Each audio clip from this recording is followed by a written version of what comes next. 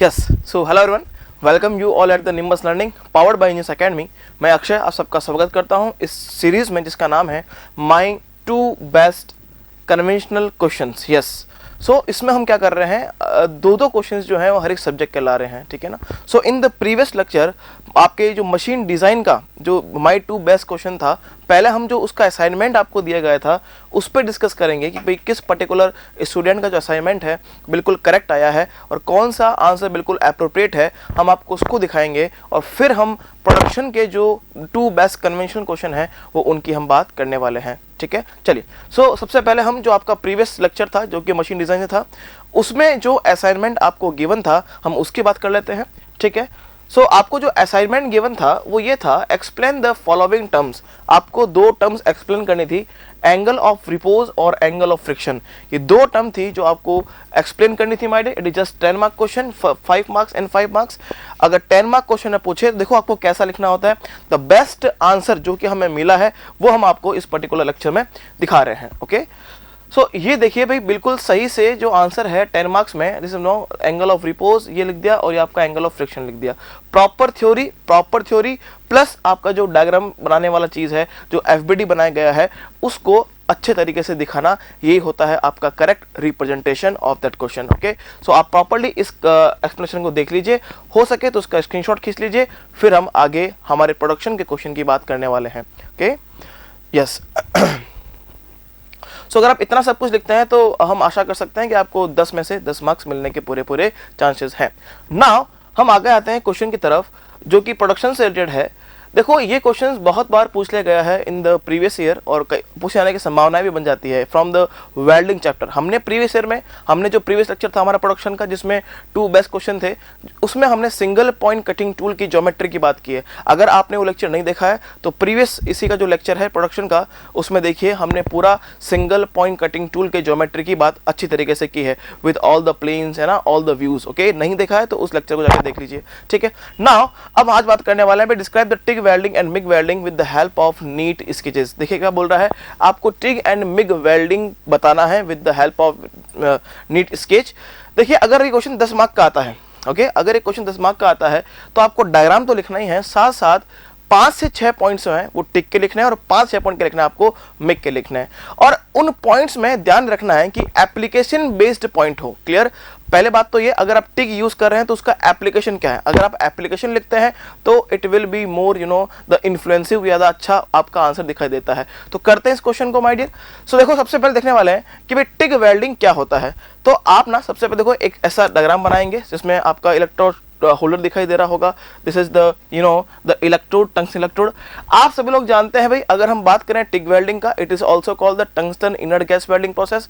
इसको हम GTAW भी बोलते हैं। इस पर्टिकुलर प्रोसेस में हम नॉन कंज्यूमेबल टंगस्टन का इलेक्ट्रोड यूज करते हैं। सबसे पहली बात देखनी है भाई कि ये वेल्डिंग हमने यूज क्यों किया, because of the aluminium and magnesium alloys. जो भी आपके एल्यूमिनियम और मैग्नीशियम के अलॉयज हैं, चूंकि वो ज्यादा रिएक्टिव होते हैं, ऑक्साइड्स की लेयर बन जाने के चांसेस होते हैं वर्कपीस पे, इसलिए उन वर्कपीस को प्रॉपर्ली प्रोटेक्ट करने के लिए हम क्या करते हैं, टिग और मिग, या मैं कह सकता हूं इनर्ट गैस वेल्डिंग का हम यूज करते हैं। तो ये पॉइंट लिख देंगे। दूसरा पॉइंट क्या होगा भाई, this welding is the TIG welding arc is generated. जो आपकी आर्क जनरेट होने वाली है वो क्या होने वाली है, arc is generated between non consumable tungsten electrode and the workpiece, okay. और हम कह सकते हैं भाई टंगस्टन में इलेक्ट्रॉन एमिशन कैपेसिटी को इंक्रीज करने के लिए हम जिरकोनियम एंड थोरियम भी उसमें हम ऐड करते हैं। और हम बात करेंगे पॉलिटी का। सो ये जो 4-5 पॉइंट्स है, आपको पता है नॉन कंज्यूमेबल इलेक्ट्रोड्स हैं, तो इसमें पॉलिटी क्या होगी, you should all know DC, what the DCSP, direct current state polity use करेंगे। लेकिन अगर एल्यूमिनियम और मैग्नीशियम का यूज कर रहे हैं तो आप इसमें AC भी यूज कर सकते हैं बिकॉज ऑफ कैथोडिक क्लीनिंग। तो इस सारे पॉइंट को हम पर्टिकुलर एक देखने वाले हैं कि ये पॉइंट्स क्या क्या होने वाले हैं माय डियर। सबसे पहले फर्स्ट पॉइंट लिखेंगे इसमें, write down the first point in this TIG welding. सबसे पहले डालें हेडिंग टिग वेल्डिंग, है ना। इसके 2 नाम भी लिख देंगे। It is also called what, इसे बोलते हैं अपन first of all tungsten inert gas welding, लिखेंगे टंगस्टन इनर्ट गैस वेल्डिंग, या इसे हम बोल सकते हैं और लिखेंगे GTAW। यस, GTAW, इसको हम क्या बोलते हैं भाई, इसे हम बोलते हैं gas gas tungsten arc welding, gas tungsten arc welding, ये डालनी है आपको हेडिंग। फिर सबसे पहला पॉइंट क्या लिखना है भाई, सबसे पहला पॉइंट लिखना है इन this welding, okay, in this welding arc is generated, in this welding arc is generated between non-consumable, arc is generated between non-consumable tungsten electrode, non-consumable tungsten electrode and workpiece, non-consumable tungsten electrode and work piece. Okay, now second point लिखना है इसमें, ऐसे second point लिखना है my dear. देखिए भाई, अगर हम बात करें for increasing electron emission capacity, for increasing electron emission capacity of tungsten electrode, electron emission capacity of tungsten electrode, we can also add zirconium and thorium, zirconium and thorium add in tungsten electrode,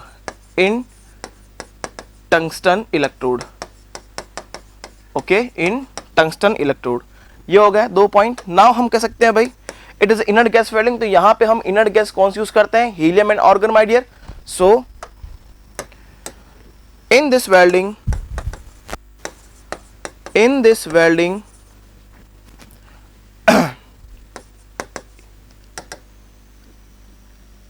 for shielding of arc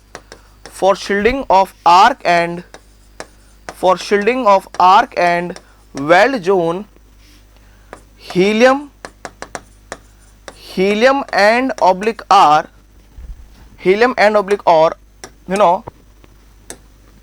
organ, inert gas, helium and oblique or inert gas uses। ये बात हमने लिख दी किसकी, inert gas का।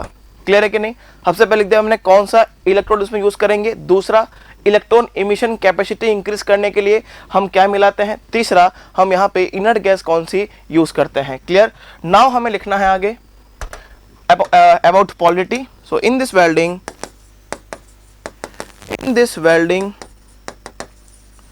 direct current, in this welding direct current, straight polarity, direct current straight polarity use because my dear what, अगर हम यहाँ पे DC SP अगर यूज कर, अगर मान लीजिए हम यहाँ पे DC RP यूज कर लेंगे तो क्या होगा, मैं कह सकता हूं क्या, अगर DC RP अगर हमने यूज कर लिया तो कहीं ना कहीं यहाँ पे जो टंगस्टन है उसके जो एटम है डिफ्यूज करके कहाँ गिर जाएंगे, इस वेल्ड पूल में गिर जाएंगे और इस वेल्ड पूल को ब्रिटल बना लेंगे। तो ये भी बात नोट कर देंगे इसमें, because if we use direct current reverse polarity, then tungsten atom diffuses from electrode tip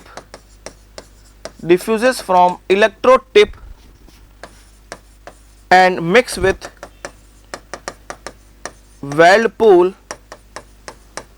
and create brittle weld zone या brittle weldment, create brittle weldment। Okay, now फिर लिखेंगे application my dear, application. Now my dear application,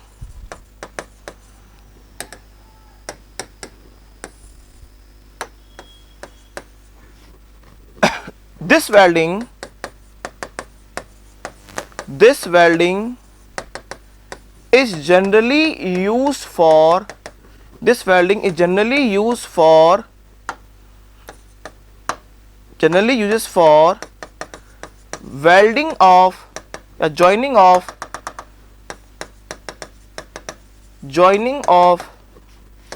aluminum and magnesium alloys because these alloys are highly reactive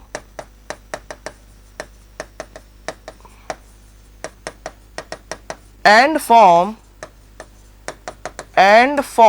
oxides oxide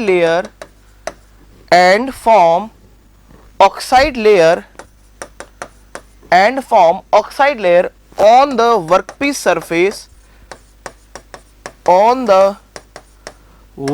surface so we need to proper protection of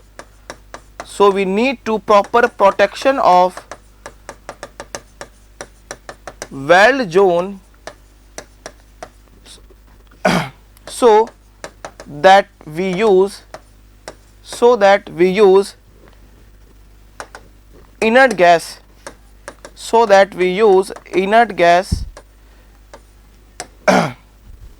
as shielding ये बात हम लिख दिए. Now last point लिख देंगे, not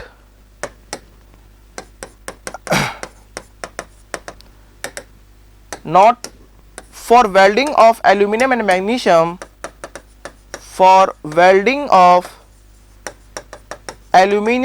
magnesium alloys AC welding is preferred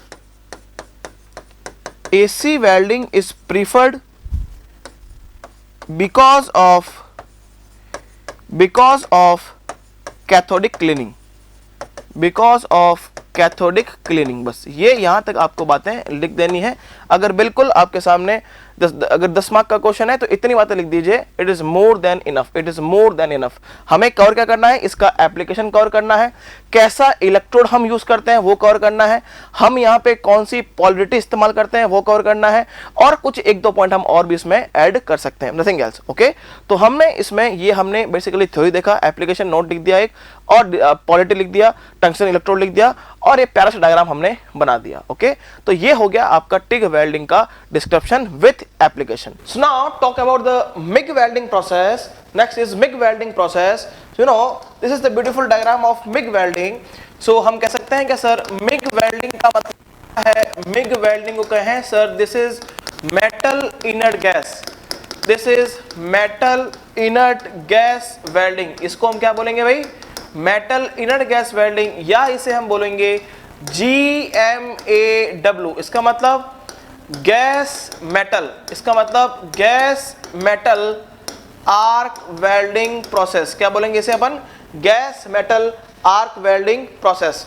so now आगे हम बात करें तो भाई देखो इस मिग वेल्डिंग में क्या होगा, कुछ पॉइंट्स हमें लिखना है. जैसे कि आप देख पा रहे हैं, in the MiG welding process it uses the consumable electrode in form of wire. पहला पॉइंट लिख देंगे ये, it uses the consumable electrode in form of wire. उसके बाद अगर हम बात करें इसकी पॉलिटी का, तो अगर आप कंज्यूमेबल वायर यूज कर रहे हैं, तो क्या होगा, मैं कह सकता हूं क्या, we just use the DCRP, direct current reverse polarity. दूसरा पॉइंट ये हो गया. तीसरा, इस मिग वेल्डिंग की बात करें तो डिपोजिशन रेट क्या होगा, ज्यादा होगा, वेल्डिंग स्पीड क्या होगी, ज्यादा होगी, and it also use for what, it also use for you know the preferable for aluminium magnesium because of what, the inert gas supply, तो यही पॉइंट हम यहाँ पे मेंशन कर देंगे. सबसे पहला पॉइंट क्या होगा, इन this welding arc is generated, in this welding is what my dear, in this welding arc is generated. Okay, arc is generated between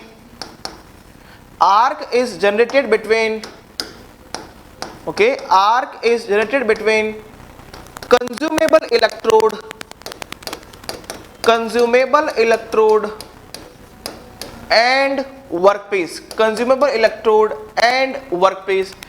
दूसरा पॉइंट क्या लिख देंगे भाई, यहां पे वेल्ड डिपोजिशन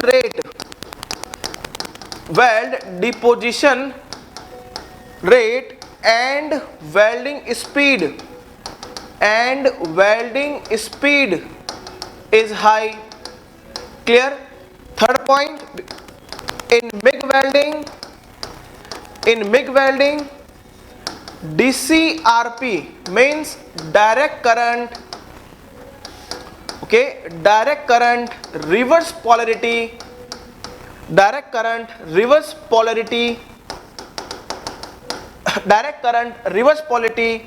is preferred, और you know in the MIG welding तो यहाँ पे जो आपका मेटल ट्रांसफर होता है from the electrode is in spray form. Okay, so it is also mention, so in MIG welding metal transfers, okay, metal transfers from electrode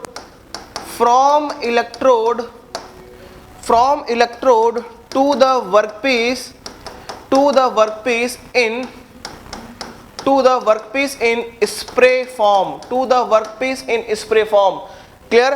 और now the application, जो आपने टिक का एप्लीकेशन लिखा वही आप MIG का एप्लीकेशन लिख सकते हैं। सो एप्लीकेशन की बात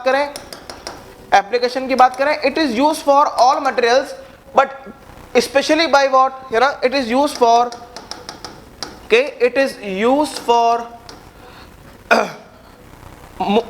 use for mostly aluminum and magnesium alloy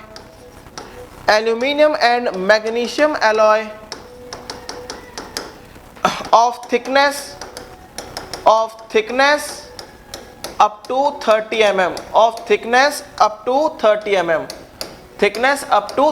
बस ये 4-5 पॉइंट लिख दिए।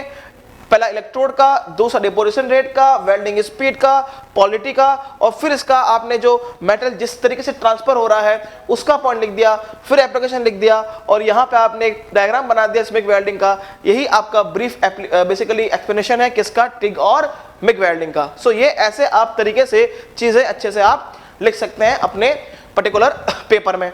क्लियर। तो ये हुआ आपका पहला क्वेश्चन। सेकेंड क्वेश्चन की हम बात करें, सेकेंड क्वेश्चन कह रहा है briefly discuss the grinding wheel characteristic. Second question is what?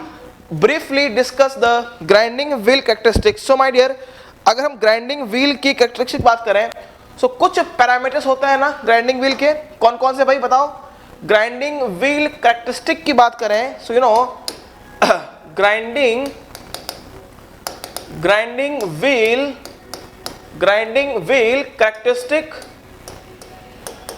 characteristics, you know, कौन कौन सी भाई हम कह सकते हैं क्या। सबसे पहला आएगा types of you know abrasive.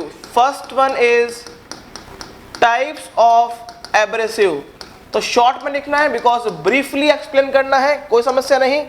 अगर हम टाइप ऑफ एब्रेसिव की बात करें तो we use the 3 to 4 types of abrasive. कौन कौन से लिखे भाई, Al2O3, बी लिख दे silica, so silicon carbide my dear, silicon carbide, it is SiC, and C लिख दे cubic boron nitride, yes ना, cubic boron nitride, और D हो गया आपका, चौथा हो गया डायमंड। अब इनको जिस सिंबल से स्पेसिफाई करते हैं उनको भी नोट कर दीजिए। Al2O3 को करते हैं भाई A से, सिलिकॉन कार्बाइड को C से, क्यूबिक बोरोन नाइट्रेट को हम एक और नाम से जानते हैं, उसको बोलते हैं भाई अपन बोराजोन। उसे क्या बोलते हैं, बोराजोन बोलते हैं। अगर बोराजोन बोलते हैं तो इसका सिंबल क्या हो गया बाबू, इसका सिंबल हो गया आपका B, और ये हो गया आपका डायमंड D। अगर आपके पेपर में स्पेस हो, तो आप 1-2 पॉइंट और नोट कर सकते हैं। Al2O3 is used for what, plain carbon steel, SiC is used for what, brass and bronze, Cubic boron nitride is used for what, my dear? It is used for hard material and diamond is used for non-ferrous material. ये चारों point भी आप add कर सकते हैं अगर आपके paper में स्पेस गिवन है तो. क्लियर? अगर ब्रीफली है तो ज्यादा स्पेस गिवन नहीं होगा, नहीं गिवन ओनली आप नाम लिख सकते हैं. सो टाइप ऑफ एब्रेसिव के बाद दूसरा क्या आता है, हम सब लोग जानते हैं. अगर टाइप ऑफ एब्रेसिव के बाद मैं दूसरी बात करूं, this is what the grain size ना, this is what the grain size, this is what the grain size. इसका अगर मुझे स्पेसिफिकेशन लिखना है तो मैं लिख दूं क्या, ऐसा टेबल बना के मैं लिख दूंगा. यहाँ पे टेबल बनाऊंगा, यस, और ऐसी टेबल बना के भी मैं लिख सकता हूं कुछ इस तरीके से. देखिए भाई, यहाँ लिख दूंगा मैं, मान लीजिए ग्रेन साइज, फर्स्ट कॉलम में लिख दूंगा आपका ग्रेन साइज, है ना. यहाँ लिख दिया मैंने my dear grain size, yes. Suppose in first column यहाँ लिख दिया मैंने ग्रेन साइज, ओके. यहाँ लिख दिया मैंने ग्रेन साइज नंबर, ओके. यहाँ लिखिए ग्रेन साइज नंबर, और यहाँ पे आ गया आपका ग्रेन का साइज क्या है, और फिर यहाँ पे आ गया उसका एप्लीकेशन क्या है, उसका एप्लीकेशन क्या है. You all know that if grain size number is less, then grain size is more. Okay, so if 10 to 24, 30 to 60, 70 to 180 and 2 to 0 to 600.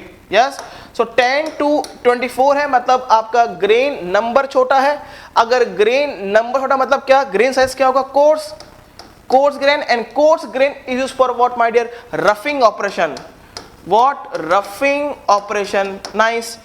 30 to 60 की बात करें तो ये क्या है, बेसिकली आपका मीडियम मान लें, मीडियम साइज होगा. और application is what, medium finishing. Sir क्या होगा, मीडियम फिनिशिंग. ये हो गया आपका मीडियम फिनिशिंग. 70 to 180 की बात करें सर तो ये क्या होगा आपका fine grain. So it is use for what, finishing. It is use for what, finishing my dear. अगर 2 to 0 to 600 की बात करें तो यहाँ पे ग्रेन साइज क्या होगा, very fine. Grain size will be very fine.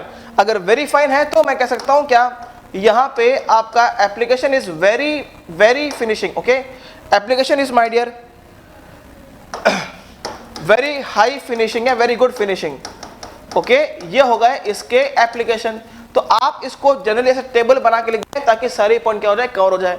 तो पहला हो गया टाइप ऑफ एब्रेसिव, दूसरा ग्रेन साइज, तीसरा क्या आता है बताओ भाई, थर्ड आता है आपका this is what the grade, this is what the grade या फिर hardness of grinding wheel. Okay, third क्या आएगा, ग्रेड या फिर hardness of the grinding wheel. Yes, grade कह दो या हार्डनेस कह दो ग्राइंडिंग व्हील का, ग्रेड या हार्डनेस ऑफ, ग्रेड या हार्डनेस ऑफ ग्राइंडिंग व्हील. कि अगर ग्रेड और हार्डनेस ऑफ ग्राइंडिंग व्हील की बात करें तो मैं यहाँ पे कह सकता हूँ क्या, क्या सिंबल है भाई, अगर A to H की बात करें this is soft wheel. Yes, soft wheel किसे कहेंगे भाई, जिसमें बॉन्डिंग क्या हो. यहाँ पे ग्रेड बता रहा है what is the bonding between the abrasive grains. A to H is soft wheel and you know I to P, I to P होता है आपका medium wheel, and you know Q to Z is what the hard wheel. Hard wheel से मतलब क्या है, hard wheel से मतलब ये जिनमें बॉन्डिंग क्या हो, बड़ी जबरदस्त हो. ठीक है, ये हो गया grade and hardness of wheel. फिर फोर्थ क्या आएगा भाई, फोर्थ आएगा स्ट्रक्चर या कंसंट्रेशन ऑफ व्हील. फोर्थ लिख दें, स्ट्रक्चर और कंसंट्रेशन, स्ट्रक्चर और कंसंट्रेशन ऑफ व्हील. ये क्या दिखाता है भाई, ये दिखाता है the you know the size gap between the two abrasives. तो इसको हम कैसे नोट करते हैं, इसको नोट हम ऐसे करते हैं सर, अगर आपका 0 to 8 so it is what the dense and 17 to 24 this is what the open wheel, this is what the open wheel. Clear, dense मतलब क्या, गैप अगर बहुत कम होगा डेंस, ओपन मतलब गैप अगर ज्यादा है तो क्या हो गया आपका ओपन व्हील हो गया. लास्ट आता है आपका type of bond. Fifth is what, fifth characteristic is what my dear, type of bond. फिर आता है आपका टाइप ऑफ बॉन्ड. ओके, अगर मैं टाइप ऑफ बॉन्ड की बात करूं, there are various type of bonds, उनके नाम लिख देंगे और उनका सिंबल लिख देंगे, बस यही करना है आपको यहाँ पे. सो कौन कौन सा भाई, ऐसा लिख दें 1 2 3 4 5. विट्रीफाइड बॉन्ड, विट्रीफाइड बॉन्ड जिसको हम वी से नोट करते हैं। दूसरा आ गया आपका सिलिकेट बॉन्ड, सिलिकेट जिसको हम एस से नोट करते हैं my dear. Resinoid, resinoid denoted by B.